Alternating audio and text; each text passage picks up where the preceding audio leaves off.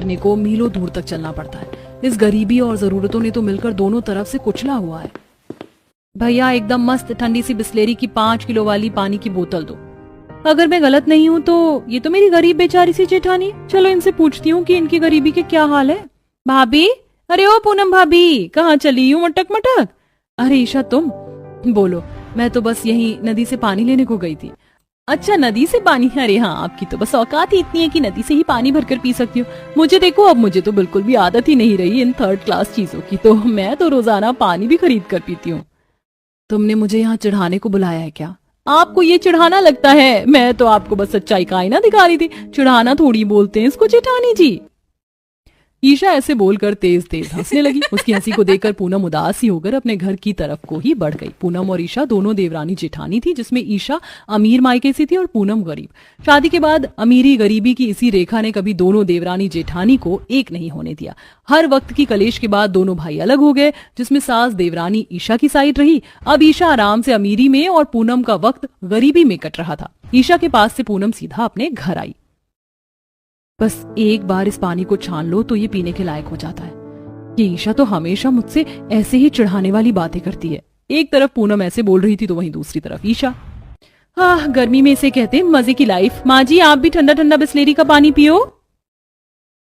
गर्मी में तो बस ठंडा ठंडा पानी ही जान होता है। दोनों सास बहू ऐसे ही ठंडा पानी पीने लगी। एक तरफ जेठानी थी जो नदी के पानी पर गुजारा करती थी, तो दीवार के दूसरी तरफ जेठानी थी जो बिस्लेरी का पानी पीती थी। ऐसे ही अगली सुबह।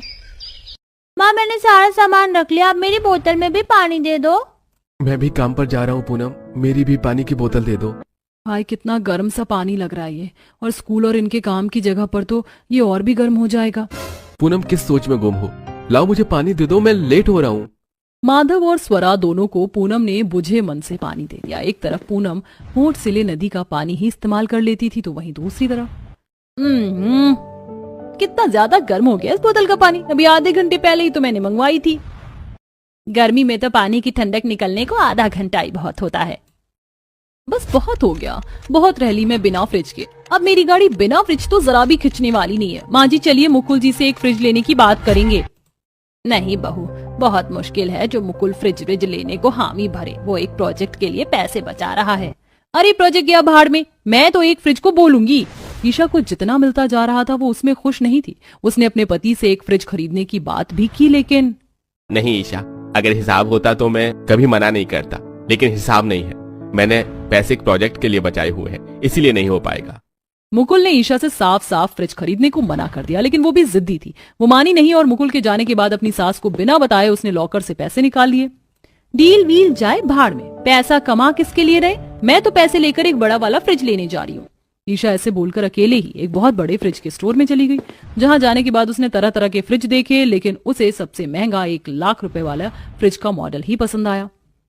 अच्छा, तो ये 1 लाख वाला फ्रिज 5 मिनट में आइस बना देता है, साथ ही इसमें ठंडे ठंडे तरह तरह के डेजर्ट बनाने के भी फीचर्स हैं। तो फिर और क्या चाहिए, इसे पैक कर दीजिए। ईशा अपने घर के लिए फ्रिज लाने लगी तो वहीं दूसरी तरफ उनके मोहल्ले में गर्मी में मटके बेचने वाला आया। अरे वाह, मटके वाला आया है और बस 50 रुपए में मटके दे रहा है। अच्छा है, घर में कोई फ्रिज या वाटर कूलर का इंतजाम तो नहीं हो पाएगा, तो चलो मटका ही ले लेती हूँ। पूनम बाहर निकलकर 50 रुपए वाला मटका खरीदने लगी। अभी वो मटका ले ही रही थी कि सामने से अपना फ्रिज लेकर ईशा आई और पूनम को देखकर बोली, अच्छा मटका लिया जा रहा है। अच्छा है, तुम्हारी पर्सनालिटी से भी यही मैच करता है। वैसे भाभी जी, या कहूँ जेठानी जी, मैं तो अभी अभी अपने घर के लिए फ्रिज खरीद कर ला रही हूँ। पूरे 1 लाख रुपए का है। मैं तो अब इसका इस्तेमाल करूंगी। आप देखकर मटका लेना, कहीं इसके पोर्स बंद ना हो। ईशा ऐसे ही अपनी जेठानी को चिढ़ाते हुए चली गई, लेकिन पूनम ने उसके ऊपर ध्यान नहीं दिया। उसने मटका खरीदा और उसमें पानी को ठंडा होने को रखा। वहीं दूसरी तरफ ईशा और गरिमा दोनों नए फ्रिज के आने से बहुत ही ज्यादा खुश थी। वाह, क्या बड़ा और अच्छा फ्रिज है। माँ जी, चलिए इसके अंदर आइसक्रीम बनाते हैं, 5 मिनट में आइसक्रीम सेट हो जाएगी। ईशा ने ऐसे बोलकर आइसक्रीम बनाई और उसे सेट करने को रख दिया। जब 5 मिनट में आइसक्रीम बन गई, तब दोनों सास बहू पूनम को चिढ़ाने को उसके दरवाजे के पास ही जाकर आइसक्रीम खाने लगी। ईशा बहू, तेरी 1 लाख रुपए वाली लाई हुई फ्रिज तो बेस्ट है। जरा देख 5 ही मिनट में कैसे आइसक्रीम को पत्थर की तरह सेट कर दिया इसने। सच में आइसक्रीम खाने में भी मजा आ रहा है। ऑफ कोर्स माँ जी, मेरा फ्रिज है तो बेस्ट तो होगा ही ना। मटको वटको में निपटने वाली औरत नहीं हूँ मैं। माँ, चाची और दादी ऐसे हमारे दरवाजे के सामने क्यों अपनी नई फ्रिज की बातें कर रही हैं? बेटा, कुछ लोगों को ऐसे ही दिखावे का शौक होता है। मगर तू इनके ऊपर ध्यान मत दे। पूनम ने ऐसे बोलकर अपनी मासूम बेटी का उन दोनों के ऊपर से ध्यान हटवा दिया। रोजाना अब ऐसे ही ईशा कभी कुछ अपनी फ्रिज में बनाती थी तो कभी कुछ, और उसे गरिमा और ईशा पूनम के दरवाजे पर ही आकर खाया करती थी। ऐसे ही सिलसिला जारी था और आज के दिन अचानक से ईशा का पति मुकुल दोपहर के वक्त बड़ी ही खुशी खुशी घर में आया। माँ बधाई हो, माँ बधाई हो, आपका बेटा जीत गया। क्या जीत गया? क्यों इतना खुश है? वो जिस डील के बारे में मैं आपको बताता था ना, उसे मैं जीत गया। एक बहुत बड़ी एजेंसी का मालिक हमसे डील करना चाहता है। हाँ, बस मुझे उन्हें एडवांस 10 लाख रुपए देने हैं तो ये डील हमें मिल जाएगी। मैं कब से इसी दिन के लिए पैसे बचा रहा था। एक ही रात में माँ हम माला माल होने वाले हैं। मुकुल ऐसे ही खुश होता हुआ तिजोरी के पास आया और उसने पैसे गिनने शुरू किए। ये कैसे हो सकता है? मुझे अच्छे से याद है कि इसमें 1 लाख रुपए की 10 गड्डियां थी, तो फिर अब ये क्या हो गया बेटा? कुछ तो बोल। माँ, इसमें पूरे 10 लाख रुपए थे लेकिन अब 9 लाख हैं। 1 लाख रुपए कहाँ गए? ईशा बोलिए। तुम जानती हो लॉकर से 1 लाख रुपया कहाँ गया? फ्रिज, ये इतना बड़ा फ्रिज कहाँ से आया? नहीं ईशा, ये मत बोलना कि तुम इसे लाई हो, और वो भी मेरे जोड़े हुए पैसों में से। जी मैं ही लाई हूँ। चुप हो जाओ। तुमने आज मेरी सारी मेहनत पर पानी फेर दिया। तुम जानती भी हो मैं कब से इस डील का इंतजार कर रहा था। तुमने सब कुछ मिट्टी में मिला दिया। मेरी बात को सुनिए तो सही। चुप रहो। माँ जी ने समझाओ ना, देखो ये कैसे मेरे ऊपर गुस्सा कर रहे हैं। क्या समझाऊं मैं इसे? बोल, तूने बहुत काबिले तारीफ काम किया है क्या जो मैं अपने बेटे को समझाऊं? अरे चोरनी, तूने तो उसके पैसे ही चुरा लिए। मुझे क्या पता था कि ये फ्रिज तू चोरी से लाई है। गरिमा और मुकुल दोनों एक हो गए, जिसकी वजह से अब ईशा के समझ में नहीं आया कि वो कहाँ जाए। वो रोते रोते पूनम के घर पहुंच गई, जहाँ से पूनम और माधव ने उसे संभाला और फिर वो दोनों भी ईशा के ही घर में आए और पूनम ने सब भुलाकर बस ईशा की ही साइड ली। देवर जी, पूनम आपकी पत्नी है, आपको उससे ऐसे बर्ताव नहीं करना चाहिए। माना कि उससे गलती हुई है, लेकिन आपको अब उसे माफ कर देना चाहिए। हाँ मुकुल, जो हुआ सो हुआ, अब इसे माफ कर दे। और एक डील हाथ से गई तो क्या और कुछ हाथ आ जाएगा, तो इस समय से ज्यादा मत उलझ। चल अब सब कुछ भुलाकर एक हो जाओ। दोनों जेठ जेठानी ने मुकुल और ईशा की दोबारा से सुलह करवा दी। अब ईशा को एहसास हो गया कि वो अमीरी के घमंड में कितनी गलतियां कर रही थी। उसने पूनम से भी माफी मांग ली, जिसके बाद सभी मिलजुल कर रहने लगे। कितनी गर्मी लग रही है, पसीने की वजह से मेरी पूरी कॉपी गीली हो गई। यहाँ तक कि जमीन भी इतनी गर्म है कि एक जगह मुझसे लंबे समय तक बैठा भी नहीं जा रहा है। हमारे घर में एक बेड भी नहीं है ताकि मैं बेड पर बैठकर पढ़ाई कर सकूं, और ना ही अच्छा पंखा है। रानी बेटा, तेरे पापा कैसे मेहनत मजदूरी करके घर चला रहे हैं और तुम दोनों बहन की पढ़ाई पूरी करवा रहे हैं। ये उनसे बेहतर कोई नहीं जानता, और ऐसे में भी तू बेड और पंखे की डिमांड कर रही है। हाँ, तुम शांत हो जाओ। रानी, मेरा कॉलेज खत्म होने वाला है, अब तो प्लेसमेंट भी आने लगी है। कॉलेज में बहुत जल्द तुम्हारी दीदी भी नौकरी करेगी और फिर हमारे घर में भी बेड और पंखा आएगा। अनीता अपनी बहन को समझाती है तो वहीं आशा सिलाई करने के लिए घर के बाहर जाकर बैठ जाती है। तभी उसकी नजर अपनी बगल वाली पड़ोसन पर पड़ती है, जो एक टेम्पो में से एसी, बेड और फ्रिज उतरवा रही होती है और कुछ नौकरों के हाथों सारे सामान गरीब आशा के घर के बाहर रख देती है। आशा बहन, तुम्हारे घर में तो तुम 4 ही लोग हो, तो क्या मैं अपना सारा सामान तुम्हारे दरवाजे पर रखवा सकती हूँ? कुछ देर में मजदूर आ जाएंगे तो वो घर में फ्रिज रख देंगे, बेड सेट कर देंगे और एसी लगा देंगे। बस कुछ देर की बात है, तुम्हें परेशानी तो नहीं होगी? नहीं बहन। माँ, इन गरीब लोगों को भला क्या परेशानी होगी? ये तो खुश होंगे उनके घर के बाहर इतनी महंगी चीज जो हम रख रहे हैं। यही फर्क होता है एक बेटा और बेटी में। अगर आज काकी का कोई बेटा होता तो वो भी अपने घर में एसी, फ्रिज ना सही पर एक बेड तो ले ही आता। अनिल की बातें सुन सिर्फ आशा नहीं बल्कि अनीता भी उदास हो जाती है। अब इसी तरह कुछ दिन बीत जाते हैं और एक रात पूरा परिवार जब जमीन पर सो रहा होता है तो अचानक से पंखा खराब हो जाता है। माँ उठो ना, देखो पंखा नहीं चल रहा है, मुझे बहुत गर्मी लग रही है और अब तो शरीर में खुजली भी हो रही है। देखो छोटी छोटी घमौरी भी है। सच में गर्मी तो बहुत ज्यादा हो रही है। एक काम करते हैं रानी बेटा, आज हम सब घर के बाहर सो जाते हैं। और रही पंखे की बात, तो 1-2 दिन में जब मुझे पैसे मिलेंगे तो मैं नया पंखा ले आऊंगा। इतना बोलकर विनोद अपने परिवार के साथ घर के बाहर सोने के लिए जाता है। अब इसी तरह कुछ दिन और बीत जाते हैं और एक शाम रानी पढ़ाई कर रही होती है और अनीता खाना बना रही होती है। तभी लाइट चली जाती है, जिस वजह से अनीता पूरे घर में माचिस और मोमबत्ती ढूंढते हुए बाहर आती है। माँ 10 रुपए देना, रानी से एक मोमबत्ती और माचिस मंगवानी है। क्या अनीता, तुम्हारे घर में खाने को पैसे नहीं और 10 रुपए खर्च कर रही हो? आंटी जी अगर पैसे हैं तो घर में इन्वर्टर क्यों नहीं लगवा लेती? हमारी तरह देखो, लाइट जाने के बाद भी हमारे घर में हर वक्त लाइट रहती है और हम एसी में बैठे रहते हैं। हम इतने भी गरीब नहीं कि माचिस मोमबत्ती ना ला सके। अरे बेटा, तू तो नाराज हो गई। मेरी बहू तो इसलिए ऐसा बोल रही है क्योंकि तुम बेटी हो और बेटी कभी कुछ नहीं कर सकती, और तेरी माँ का आज बेटा होता तो शायद तुम लोगों को इस गर्मी में गर्म पानी गर्म हवा ना खानी पड़ती। शायद घर में एसी ना सही, कूलर ही सही, और एक बेड तो आ ही जाता। वैसे तुम्हारे पास तो मटका खरीदने की भी औकात नहीं है, फ्रिज कहाँ से खरीदोगे? शीला की ऐसी बातें सुनकर अनीता को काफी गुस्सा आता है, पर उस समय कुछ नहीं कहती। और एक सुबह, माँ, आज मुझे कॉलेज थोड़ा जल्दी जाना है, बहुत बड़ी कंपनी से लोग आ रहे हैं। भगवान ने चाहा तो क्या पता मेरी अच्छी कंपनी में नौकरी लग जाए, इसलिए आज खाना तुम बना लो और मुझे रात का ही खाना दे दो। दीदी, पापा ने तो पंखा ठीक करवाया और ना ही बेड लेकर आ रहे, तो आते हुए पंखा ठीक करवा ले आना और मटका भी ले लेना मुझसे। और गर्म पानी नहीं पिया जाता, पुराना मटका टूट गया है। मेरी बच्ची कितनी मेहनत करती है, इतनी गर्मी में रात का खाना खाकर कॉलेज जा रही है।